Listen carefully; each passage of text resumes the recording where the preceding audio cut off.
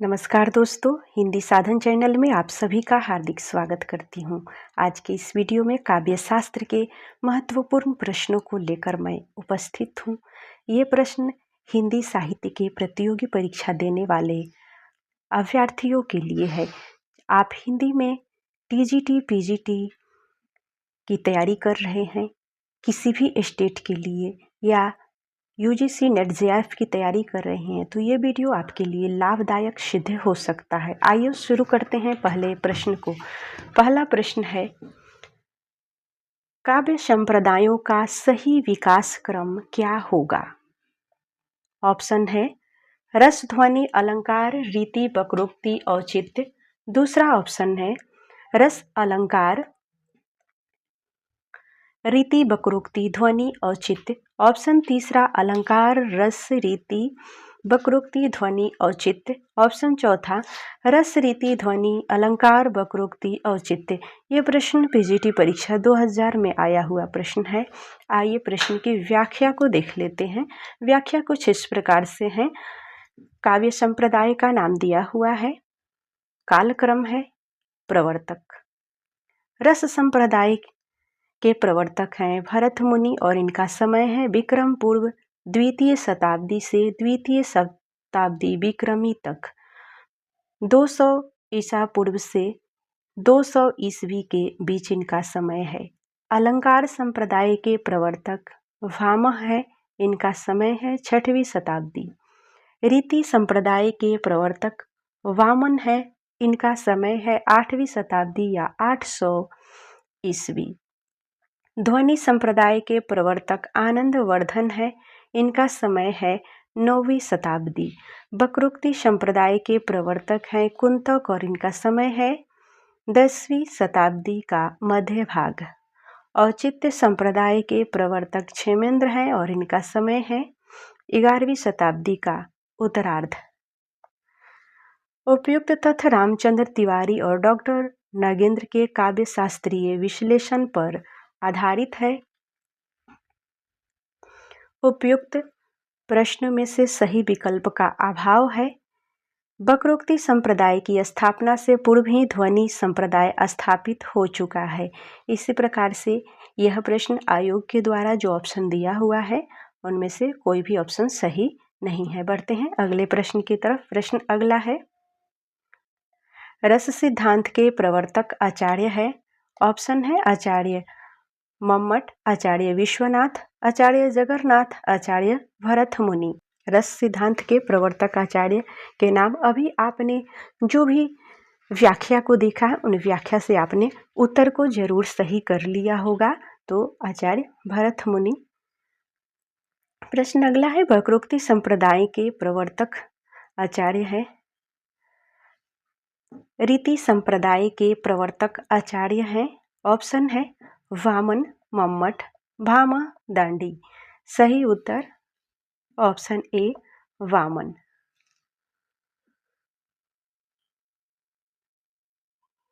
बढ़ते हैं अगले प्रश्न की तरफ। प्रश्न अगला है, रीति के आधारभूत तत्व के रूप में वामन का कैसा दृष्टिकोण है? ऑप्शन है विशुद्ध सौंदर्यवादी, विशुद्ध शिल्पवादी, विशुद्ध कथ्यवादी, विशुद्ध रसवादी। सही उत्तर ऑप्शन ए विशुद्ध सौंदर्यवादी। व्याख्या, रीति के आधारभूत तत्व के रूप में वामन का दृष्टिकोण विशुद्ध सौंदर्यवादी रहा है। वामन के अनुसार रीतिरात्मक काव्यस्य विशिष्ट पद रचना रीति, काव्य शोभाया कर्तारो धर्मा गुणा। प्रश्न अगला है, अधोलिखित आचार्यों का उनके काल क्रमानुसार आरोही क्रम है। ऑप्शन में आचार्य दिए हुए हैं दांडी, वामन, मम्मट, विश्वनाथ, जगन्नाथ। 5 आचार्यों का नाम दिया हुआ है और इन्हीं 5 आचार्यों के नाम को हर एक ऑप्शन में आगे पीछे करके दिया हुआ है। तो आइए हम सबसे पहले जानते हैं कि आचार्यों का समय। तो दांडी का समय है 7वीं शताब्दी, वामन का समय है 8वीं शताब्दी, मम्मट का समय है 11वीं शताब्दी। और विश्वनाथ का समय है, विश्वनाथ का समय 14वीं शताब्दी है। जगन्नाथ का समय है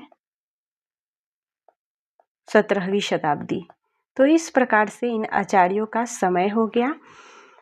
अब इन आचार्यों के ग्रंथों को भी देख लेंगे। दांडी की कृति काव्यादर्श है, वामन की काव्य अलंकार सूत्र है, मम्मट की काव्य प्रकाश तथा जगन्नाथ की कृति रस गंगाधर है। प्रश्न अगला है, काव्य का सर्वस्व कहा गया है। ऑप्शन है ध्वनि, काव्य अलंकार, वक्रोक्ति, रीति। ऑप्शन बी सही हो जाएगा, अलंकार। अलंकारवादियों ने अलंकार को काव्य का सर्वस्व कहा है।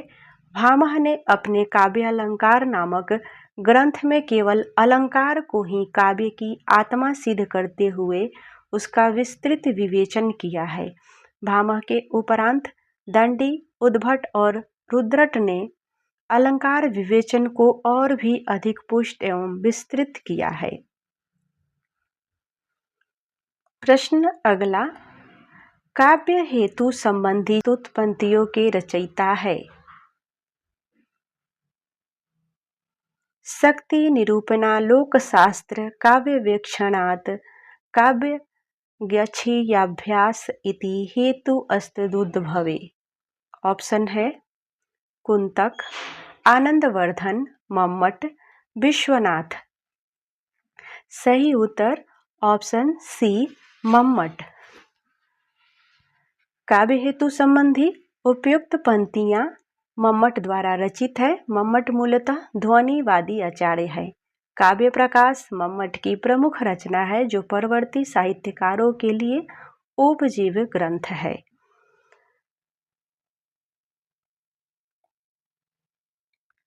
अगला प्रश्न है, संगत युग्म का चयन कीजिए। ऑप्शन है काव्य प्रकाश आनंदवर्धन, भामह, काव्य अलंकार सुतवामह, काव्य अलंकार दंडी। तो सही उत्तर यहाँ पर हो जाएगा काव्य अलंकार सुत वामह। उपयुक्त सभी युग्मों से तीसरा ऑप्शन सही हो जाएगा, सुमेलित है, जबकि अन्य ग्रंथों का सुमेलन इस प्रकार से है, काव्य प्रकाश मम्मट, काव्यादर्श दंडी, काव्य अलंकार भामह। प्रश्न अगला है, अदौसो सगुणे सालंकारी च शब्दार्थो काव्यम। यह इनमें से किस आचार्य का दिया हुआ काव्य लक्षण है। ऑप्शन है वामन, भामह, हेमचंद्र, कुंतक। आचार्य हेमचंद्र द्वारा काव्य अलंकार अनुशासन में काव्य के लक्षण को परिभाषित करते हुए वे कहते हैं कि आदर्शो सगुणे सालंकारी च शब्दार्थो काव्यम, अर्थात दोषों से रहित गुण और अलंकारों से युक्त शब्द काव्य है। तो इस प्रकार से सही उत्तर ऑप्शन सी हेमचंद्र। प्रश्न अगला है, नहीं रसादृते कश्चिदर्थः प्रवर्तते किसका कथन है। ऑप्शन है आचार्य विश्वनाथ, दांडी, मम्मट, भरत मुनि। व्याख्या कुछ इस प्रकार से है, भरत मुनि का कथन है कि नहीं रसादृते कश्चिदर्थ प्रवर्तते, अर्थात रस के बिना नाटक का कोई अंग प्रवृत्त नहीं हो सकता। यह कथन उन्होंने अपने प्रसिद्ध ग्रंथ नाट्यशास्त्र में कहा है। इस प्रकार से सही उत्तर ऑप्शन डी भरत मुनि। प्रश्न अगला है, सूची 1 के रचनाकारों को सूची 2 के लिखी कृतियों से सुमेलित करके दिए गए कूट में सही विकल्प का चयन कीजिए। सूची ए में रचनाकार का नाम दिया हुआ है, सूची 2 में उनकी कृतियां है। अब इनका कूट के अनुसार से इनको सूची 1 का सूची 2 के साथ मिलान करना है। मम्मट की रचना हो जाएगा काव्य प्रकाश, विश्वनाथ का साहित्य दर्पण, जयदेव का चंद्रालोक, दांडी का काव्यादर्श। इस प्रकार से इन आचार्यों के ग्रंथों की मिलान हमने कर लिया है। बढ़ते हैं अगले प्रश्न की तरफ। प्रश्न अगला है, औचित्य को काव्य की आत्मा के रूप में प्रतिष्ठित करने वाले आचार्य कौन है? ऑप्शन है आचार्य भामह, आचार्य क्षेमेंद्र, भट्टतौत, भट्टलोलट। व्याख्या है, औचित्य को काव्य की आत्मा के रूप में प्रतिष्ठित करने वाले आचार्य क्षेमेंद्र हैं। इन्होंने अपने प्रसिद्ध ग्रंथ औचित्य विचार चर्चा में काव्यात्मकता के रूप में औचित्य को स्थापित किया है। अन्य महत्वपूर्ण तथ्य है, काव्य संप्रदाय की प्रवर्तक प्रमुख ग्रंथ है रस संप्रदाय, भरत मुनि, इनका ग्रंथ है नाट्यशास्त्र। अलंकार संप्रदाय के प्रवर्तक भामह है और इनका प्रमुख ग्रंथ काव्य अलंकार है। रीति संप्रदाय के प्रवर्तक वामन है और इनका प्रमुख ग्रंथ है काव्य अलंकार श्रुतिवृत्ति। ध्वनि संप्रदाय के प्रवर्तक आनंदवर्धन है और इनका प्रमुख ग्रंथ है ध्वन्यालोक। वक्रोक्ति संप्रदाय के प्रवर्तक है कुंतक और इनका प्रमुख ग्रंथ है वक्रोक्ति जीवितम। औचित्य संप्रदाय के प्रवर्तक क्षेमेंद्र है और इनका प्रमुख ग्रंथ है औचित्य विचार चर्चा। कुछ महत्वपूर्ण काव्य शास्त्रीय ग्रंथ है जो इस प्रकार से हैं। दस रूपक धनंजय का है, अलंकार सर्वस्व रुयक का है, रस गंगाधर जगन्नाथ का है, काव्य प्रकाश मम्मट का, उज्ज्वल नीलमणि रूप गोस्वामी की है। तो इस प्रकार से सही उत्तर देख लेंगे। सही उत्तर ऑप्शन बी आचार्य क्षेमेंद्र। अगर आपको इस वीडियो का पीडीएफ चाहिए तो डिस्क्रिप्शन में आपको इसका लिंक मिल जाएगा।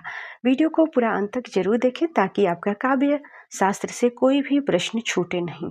आइए अगले प्रश्न को देखते हैं। प्रश्न अगला, आचार्य क्षेमेंद्र ने औचित्य के कितने अंग निर्धारित किए हैं? ऑप्शन है 28, 23, 29, 19। इस प्रकार से व्याख्या को देखते हैं। आचार्य क्षेमेंद्र औचित्य संप्रदाय के संस्थापक हैं। इन्होंने औचित्य के 27 भेदों का उल्लेख किया है। ऑप्शन में कहीं भी 27 नहीं है, तो इस प्रकार से यह प्रश्न ही गलत है और इसमें 27 ऑप्शन नहीं है। लेकिन हमें सही उत्तर को जानना है कि सही उत्तर क्या है। तो क्षेमेंद्र ने औचित्य के 27 भेद का वर्णन किया है। उन 27 भेदों में से कौन कौन से हैं? पद,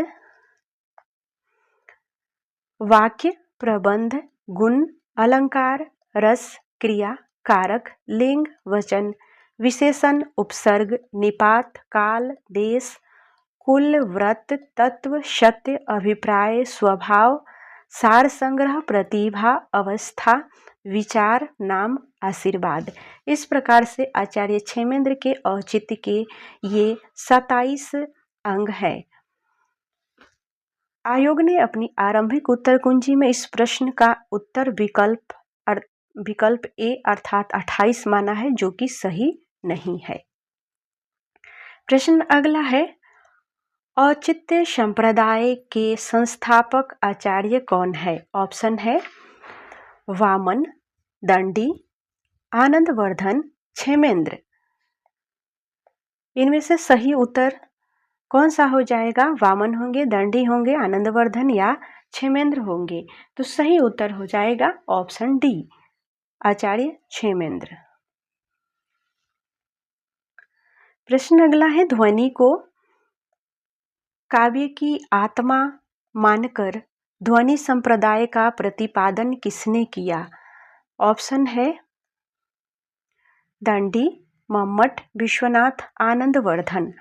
व्याख्या कुछ इस प्रकार से है। भारतीय काव्य शास्त्र के विभिन्न सिद्धांतों या संप्रदायों का जन्म काव्य की आत्मा की खोज से जुड़ा है। ध्वनि सिद्धांत भी काव्य की आत्मा का अनुसंधान करने वाला सिद्धांत है। उसका केंद्र बिंदु है काव्यस्थात्मका। ध्वनि अर्थात काव्य की आत्मा ध्वनि है। ध्वनि संप्रदाय के प्रवर्तक आनंदवर्धन माने जाते हैं। उनकी मान्यताएं ध्वन्यालोक में उपलब्ध हैं। ध्वनि तत्व के विरोधी भी भट्ट आनंदवर्धन के समकालीन थे। मुकुल, भट्टनायक, कुंतक, धनंजय, महिम भट्ट आदि ध्वनि के विरोधी आचार्य थे। ये बहुत ही इम्पोर्टेंट है। ध्वनि के विरोधी आचार्यों के नाम इस प्रकार से हैं: मुकुल, भट्टनायक, कुंतक, धनंजय, महिम भट्ट। ये सभी ध्वनि के विरोधी आचार्य थे। ध्वनि की परंपरा आनंदवर्धन से पूर्व भी विद्यमान थी। अलंकारवादी आचार्यों ने ध्वनि शब्द का प्रयोग नहीं किया, फिर भी अनेक अलंकारों के लक्षणों अथवा उदाहरणों में अस्पष्ट अथवा प्रकारांत से ध्वनि के संकेत मिल जाते हैं। आनंदवर्धन ने ध्वनि सिद्धांत की प्रथम बार व्यवस्थित व्याख्या की, किंतु उनका प्रबल विरोध हुआ। बाद में आचार्य मम्मट ने अपने विवेचन द्वारा ध्वनि सिद्धांत की पुनः स्थापना की। ये कश्मीर के महाराजा अवंती वर्मा के आश्रित कवि थे। अन्य महत्वपूर्ण तथ्य: ध्वन्यालोक के अतिरिक्त आनंदवर्धन के और भी ग्रंथ हैं, जैसे देवी शतक, अर्जुन चरित्र, सविक्रम बाण लीला, विनिश्चय, टीका, विवृति और तत्वालोक। तो इस प्रकार से ऑप्शन डी सही उत्तर हो जाएगा। ध्वनि को काव्य की आत्मा मानकर ध्वनि संप्रदाय का प्रतिपादन आनंदवर्धन ने किया है। प्रश्न अगला है, मम्मट किस संप्रदाय के आचार्य हैं? ऑप्शन है औचित्य, अलंकार, ध्वनि, रीति। सही उत्तर ऑप्शन सी, ध्वनि। अगला प्रश्न है, काव्य के विशिष्ट तत्व के रूप में ध्वनि शब्द का सर्वप्रथम प्रयोग किया है। ऑप्शन है भामह ने, दांडी ने, आनंदवर्धन ने, कुंतक ने। ऑप्शन सी सही उत्तर आनंदवर्धन। अगला प्रश्न है, ध्वनि संप्रदाय के संस्थापक आचार्य हैं। ऑप्शन है आचार्य वामन, आचार्य आनंदवर्धन, आचार्य वामन, आचार्य कुंतक। तो सही उत्तर हो जाएगा ऑप्शन बी, आचार्य आनंदवर्धन। प्रश्न अगला है, हिंदी साहित्य के रसवादी आचार्य हैं। ऑप्शन है राजशेखर, नगेंद्र, आनंदवर्धन, क्षेमेंद्र। सही उत्तर ऑप्शन बी, नगेंद्र।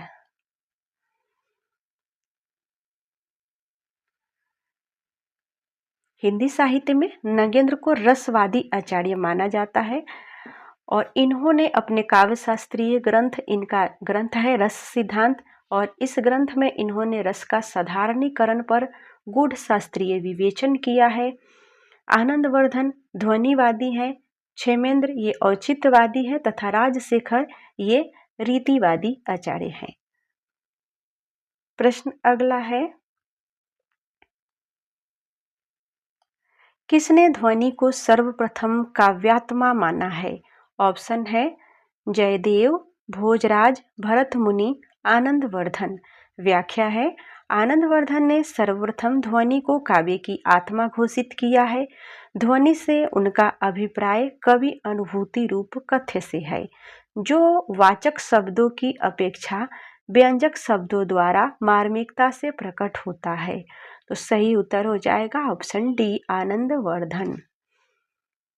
प्रश्न अगला है, निम्नलिखित दो कथनों में एक स्थापनाएं और दूसरा तर्क आर्व है। कूट में दिए गए विकल्पों में से सही विकल्प का चयन कीजिए। स्थापना ए, भरत का नाट्यशास्त्र विविध ललित कलाओं का एकत्र सम्मेलन है। तर्क दिया हुआ है क्योंकि यह ग्रंथ भाषा शास्त्र, अलंकार शास्त्र तथा नाट्य शास्त्र कई दृष्टियों से महत्वपूर्ण है। तो सही उत्तर यहाँ पर ऑप्शन सी हो जाएगा। कथन ए और आर दोनों सही है। व्याख्या को देखते हैं। प्रस्तुत स्थापना सही है क्योंकि भरत मुनि ने नाट्यशास्त्र में विविध ललित कलाओं का सम्मिश्रण किया है, और प्रस्तुत तर्क सही है क्योंकि यह ग्रंथ भाषा शास्त्र, अलंकार शास्त्र तथा नाट्य शास्त्र कई दृष्टियों से महत्वपूर्ण है। इस प्रकार से स्थापना और तर्क दोनों सही है। प्रश्न अगला है, ध्वनि संप्रदाय को व्यवस्थित करने का श्रेय किसे जाता है? ऑप्शन है आनंदवर्धन,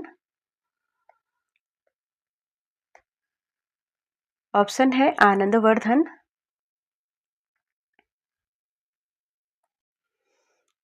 आचार्य कुंतक, अभिनव गुप्त, इनमें से कोई नहीं। व्याख्या है, उपयुक्त प्रश्न की व्याख्या। ये माध्यमिक शिक्षा चयन बोर्ड की आरंभिक उत्तर कुंजी में प्रश्न का उत्तर विकल्प ए दिया है, किंतु संशोधित उत्तर में विकल्प सी सही है। जबकि बलदेव उपाध्याय ने अपनी पुस्तक संस्कृत आलोचना, जो कि संस्करण 1957 ईस्वी में किया गया है, और स्पष्ट लिखा है कि ध्वनि के सिद्धांत को व्यवस्थित करने का श्रेय आचार्य आनंदवर्धन को प्राप्त है। तो सही उत्तर हो जाएगा आचार्य आनंदवर्धन। प्रश्न अगला है, जहाँ शब्द प्रत्यक्ष अर्थ को त्याग कर किसी और ही अर्थ में प्रतीत कराए जो उसके प्रत्यक्ष अर्थ की अपेक्षा अधिक चमत्कार पूर्ण हो, काव्य शास्त्र के अनुसार यह किसका लक्षण है? ऑप्शन है रस का, अलंकार का, ध्वनि का, इनमें से किसी का नहीं।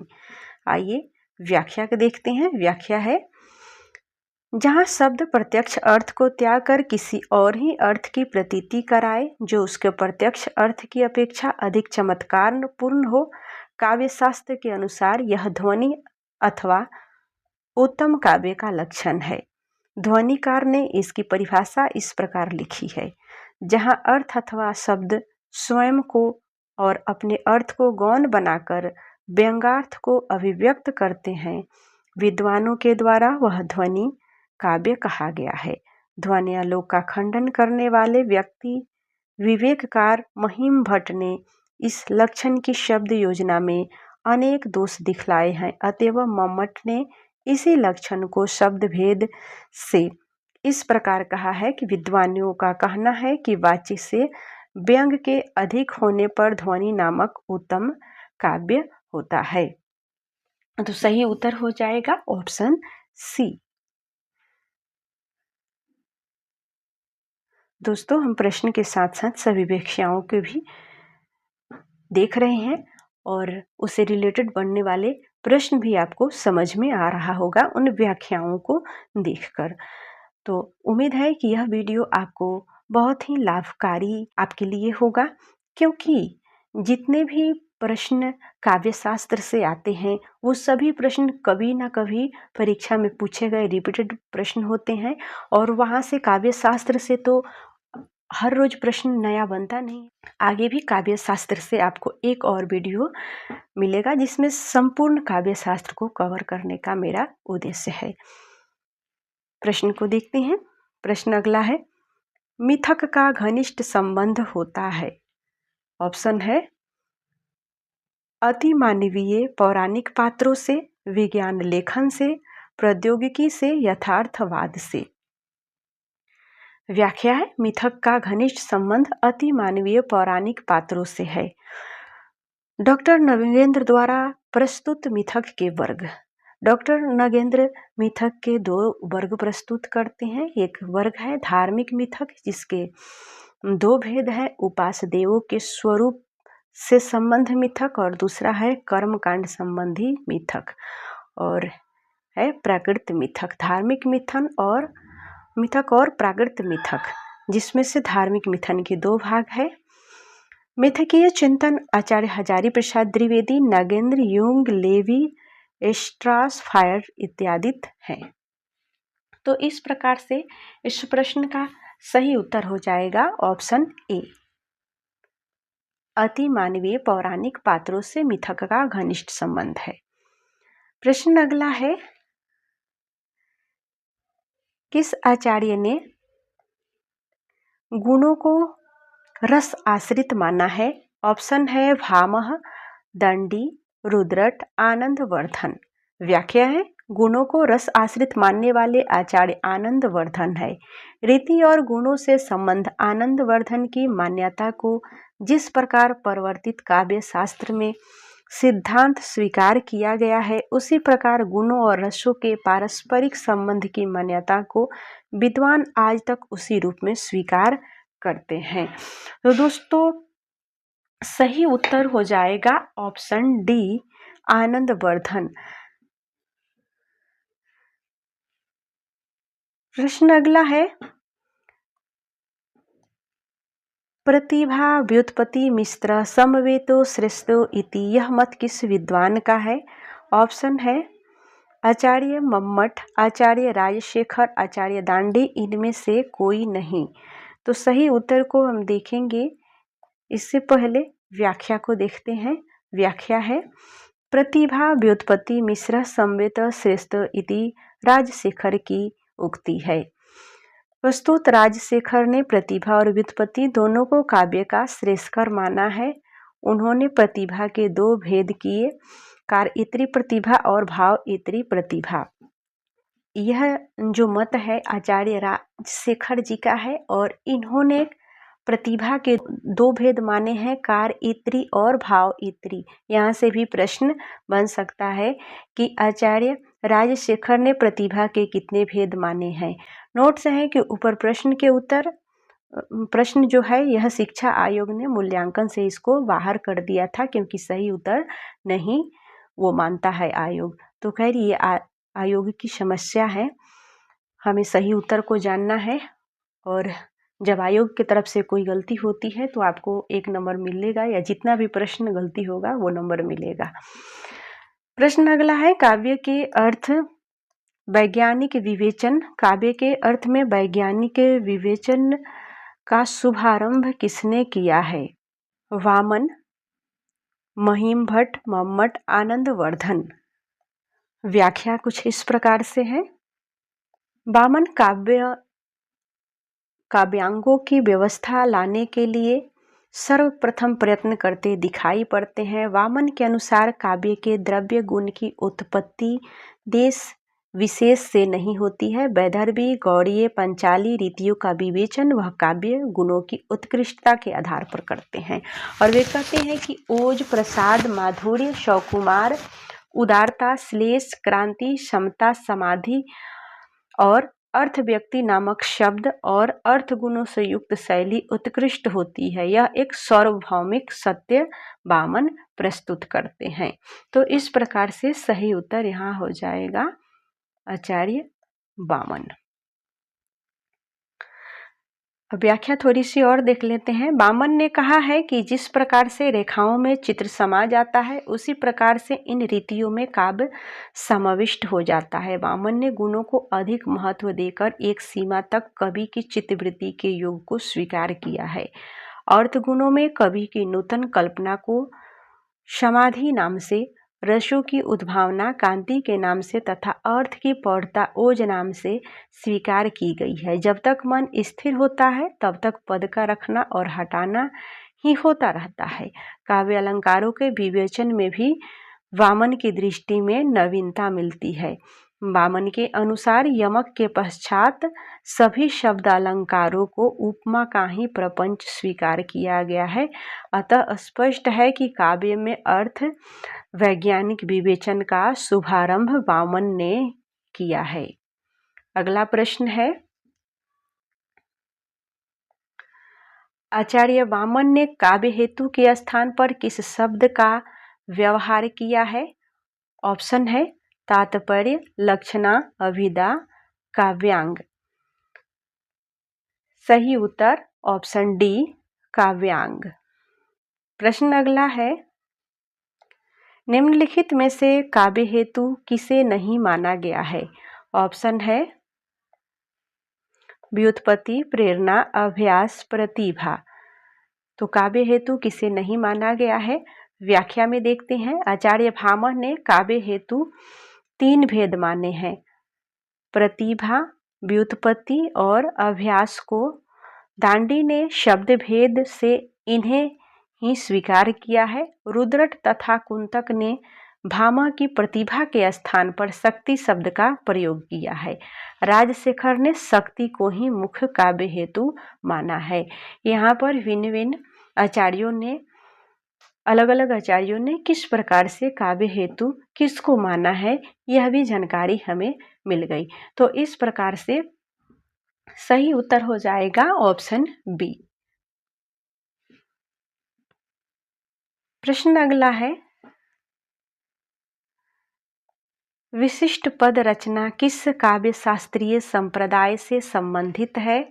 ऑप्शन है रस संप्रदाय, अलंकार संप्रदाय, रीति संप्रदाय, औचित्य संप्रदाय। व्याख्या है, संघटना की रचना नाम से भी अभिहित किया गया वामन ने रीति को काव्य की आत्मा माना है। उनकी दृष्टि में विशिष्ट पद रचना का नाम रीति है। विशिष्ट का अर्थ गुणात्मकता है, अर्थात पद रचना का विशिष्ट। सही उत्तर ऑप्शन बी।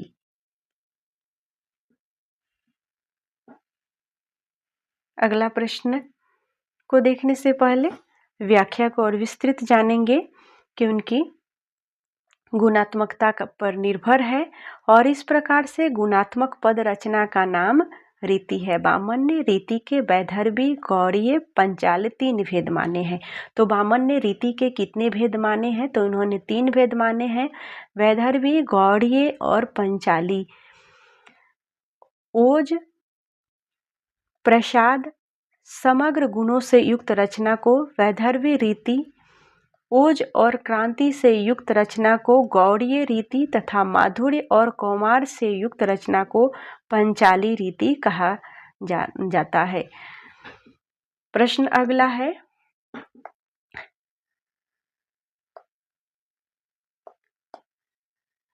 बिंब का काम है। बिंब का काम इनमें से कौन सा है? ऑप्शन है काव्य में सौंदर्य लाना, काव्य को सजीव बनाना, काव्य को छंदमुक्त करना या उपयुक्त सभी। सही उत्तर देखने से पहले व्याख्या की तरफ बढ़ेंगे। व्याख्या कुछ इस प्रकार से है, आधुनिक युग में पाठक और आलोचक कविता को सजीवता को अधिक मान्यता देते हैं।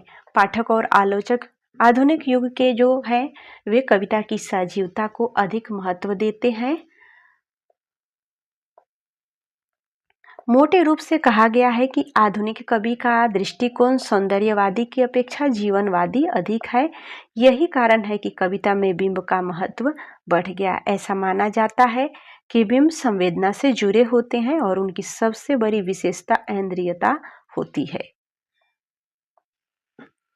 यही वजह है कि सुंदरता से अधिक सजीवता बिंब का प्रधान गुण है। अलंकार में सजीवता हो सकती है, लेकिन उनके प्रयोग का प्रधान उद्देश्य कविता में सौंदर्य लाना होता है। और ठीक उसी प्रकार से बिंब में सौंदर्य हो सकता है, लेकिन उसका काम कविता को सजीव बनाना है। बिंब कई प्रकार के होते हैं। यहाँ पर हम बिंब के प्रकार जानेंगे। बिंब के कई प्रकार हैं, जिसमें दृश्य, श्रव्य, घ्राण, स्पर्श, स्वाद आदि है। तो यहाँ 1, 2, 3, 4 ये 5 बिंब के प्रकार हो गए। इन 5 प्रकारों को भी याद रखना है। बढ़ते हैं अगले प्रश्न की तरफ। प्रश्न अगला है, निम्नलिखित में से कौन भरत मुनि के रस सूत्र का एक व्याख्या नहीं है? ऑप्शन है भट्टलोलहट, क्षेमेंद्र, शंकुक, अभिनव गुप्त। व्याख्या है, भरत मुनि ने अपने प्रसिद्ध ग्रंथ नाट्य शास्त्र में रस सूत्र दिए हैं, जो इस प्रकार से हैं। विभावानुभावा व्यभिचारी संयोग दास्य निष्पत्ति। भरत मुनि ने इनके सूत्र के व्याख्याकार आचार्य यहाँ दिया है सिद्धांत, निष्पत्ति का अर्थ और आधुनिक दर्शन। तो भट्टतोत इनका सिद्धांत उत्पत्तिवाद है और निष्पत्ति का अर्थ है उत्पत्ति। आधुनिक दर्शन इनका मीमांस दर्शन है। शंकुक इनका सिद्धांत है अनुमितिवाद, अनुमिति न्याय दर्शन। भट्टनायक का सिद्धांत है भोगवाद या भोगवाद का ही दूसरा नाम है भुक्तिवाद। और निष्पत्ति इनका है मुक्ति है। दार्शनिक आधार मानेंगे तो सांख्य दर्शन इनका है। अभिनव गुप्त का सिद्धांत है अभिव्यक्तिवाद। निष्पत्ति का अर्थ अभिव्यक्ति और इनका आधारित दर्शन है वेदांत दर्शन। अतः आचार्य क्षेमेंद्र रस सूत्र के व्याख्याकार नहीं माने जाते हैं। रस सूत्र की व्याख्या 11 आचार्यों ने की है। रस सूत्र की व्याख्या को करने वाले 11 आचार्य हैं, जिसमें से प्रमुख 4 ही हैं। भट्ट लोलट अपने सिद्धांत में तदुपतानुसंधान शब्द का प्रयोग करते हैं। शंकुक रस सूत्र की व्याख्या में चित्र तुरंग न्याय का प्रयोग करते हैं। तो शंकुक और भट्टलोलक किन शब्द का प्रयोग करते हैं ये आपने देख लिया। नाट्य शास्त्र के उपरांत संस्करण षडशास्त्री संहिता में 36 अध्याय है, जबकि निर्णय सागर द्वारा प्रकाशित प्रथम संस्करण में 37 अध्याय दिए गए हैं। वैसे नाट्य शास्त्र के प्राचीन टीकाकार आचार्य अभिनव गुप्त ने इनमें 36 अध्यायों का उल्लेख किया है।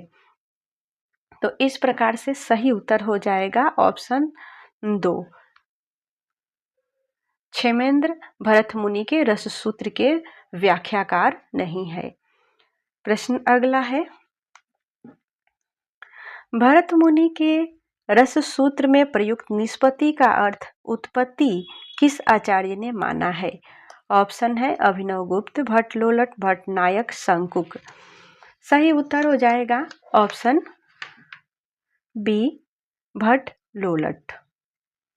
प्रश्न अगला है, रस निष्पत्ति में अभिव्यक्तिवाद किसका मत है? ऑप्शन है अभिनव गुप्त, भट्ट नायक, भट्ट लोलट, शंकुक। सही उत्तर ऑप्शन ए, अभिनव गुप्त। प्रश्न अगला है, नाट्यशास्त्र के रचयिता हैं? ऑप्शन है आचार्य भरत मुनि, आनंदवर्धन, वामन, मम्मट। सही उत्तर आचार्य भरत मुनि। प्रश्न अगला है, नाट्यशास्त्र के प्रणेता?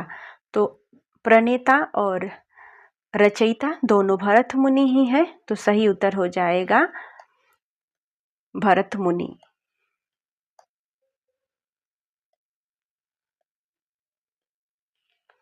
प्रश्न अगला है, इनमें से भरत मुनि द्वारा रचित ग्रंथ का नाम है? भरत मुनि के द्वारा विरचित ग्रंथ के नाम है। ऑप्शन है 10 रूपक, साहित्य दर्पण, नाट्यशास्त्र, नाट्य लक्षण, रत्नकोश। सही उत्तर नाट्यशास्त्र।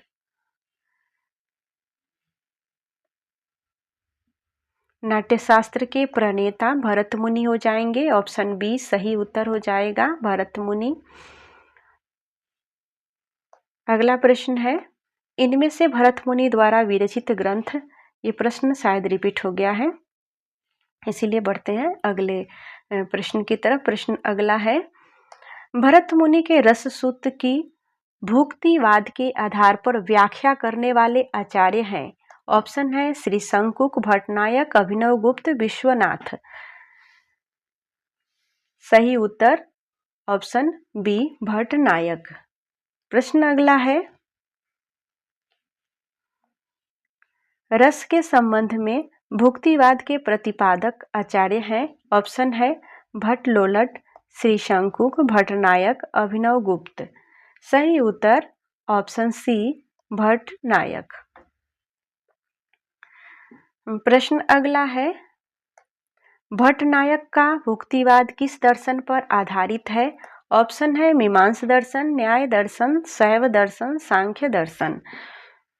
सही उत्तर ऑप्शन डी, सांख्य दर्शन। भट्टनायक का भुक्तिवाद सांख्य दर्शन पर आधारित है। प्रश्न अगला है, भरत के रस सूत्र के व्याख्याता आचार्य शंकुक का सिद्धांत कहलाता है? ऑप्शन है उत्पत्तिवाद, अभिव्यंजनावाद, अनुमितिवाद, भुक्तिवाद। सही उत्तर ऑप्शन सी, अनुमितिवाद। प्रश्न अगला है, रस सूत्र की अनुमितिवादी व्याख्या करने वाले आचार्य हैं? ऑप्शन है भट्टनायक, अभिनव गुप्त, लोलट, शंकुक। सही उत्तर ऑप्शन डी, शंकुक। रस सूत्र की अनुमितिवादी व्याख्या करने वाले आचार्य शंकुक हैं। प्रश्न अगला है, भरत मुनि के रस सूत्र की अनुमितिवाद पर आधारित व्याख्या किस आचार्य की है? ऑप्शन है अभिनव गुप्त, भट्टनायक, भट्टलोलट, शंकुक। सही उत्तर ऑप्शन डी शंकुक। प्रश्न अगला है, आचार्य शंकुक द्वारा रस निष्पत्ति की व्याख्या का स्वरूप है। ऑप्शन है अभिव्यक्तिवादी, अनुमितिवादी, उत्पत्तिवादी, इनमें से कोई नहीं। सही उत्तर ऑप्शन बी अनुमितिवादी। अगला प्रश्न है, रस निष्पत्ति सूत्र की समीक्षा में अनुमितिवाद किसके मंतव्य पर आधारित है? ऑप्शन है भट्टनायक, विश्वनाथ, शंकुक, अभिनव गुप्त। सही उत्तर ऑप्शन सी शंकुक। प्रश्न अगला है, रस निष्पत्ति के संबंध में भट्टलोलट का मत है। ऑप्शन है अनुमितिवादी, उत्पत्तिवाद, भुक्तिवाद, अभिव्यक्तिवाद। सही उत्तर ऑप्शन बी उत्पत्तिवाद।